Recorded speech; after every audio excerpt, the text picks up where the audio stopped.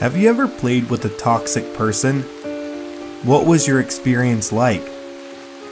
I have a story for you that seemingly defies all logic and sense, but it happened to me and I'm just lucky to be here to tell the story.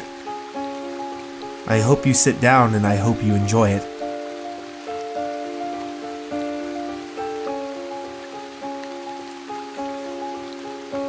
My two friends and I were enjoying squads, but we had no fourth to play with. We decided we would play with a random. I selected Phil on and we got into our match. That was actually how I met the two that I was playing with. During the pregame lobby, we tried to get our new fourth to talk, but he never did. A few minutes later, after we landed, I heard his mic cut on. He was the loudest and rudest person I ever met. The oddest part though, the last 3 numbers of his name were the start of my home phone number. Could this mean that we lived close by? We kept playing. Throughout the game, it was for sure that at this point he was just being toxic just to be toxic. So I decided to mute him. That would be my mistake.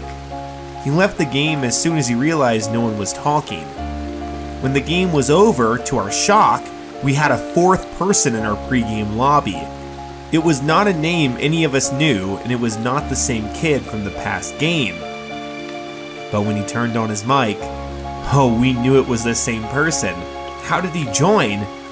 We kicked him from our party, but that didn't work. I don't mean he kept joining back, I mean we couldn't kick him. It felt like we were being held hostage. That's when his voice changed. Now here's what's going to happen. We're going to get a win. If we don't, I'm going to come and kill you. Yes, you, the one on. And then he proceeded to say my address. The party chat fell silent. We knew the danger was real now, and I knew he lived close to me. We got into the game, everything was so tense, that's when I discovered something. I looked at his new username and he was playing on mobile. Where are you? I asked into the mic. His reply sent shivers down my spine. Oh, I'm around.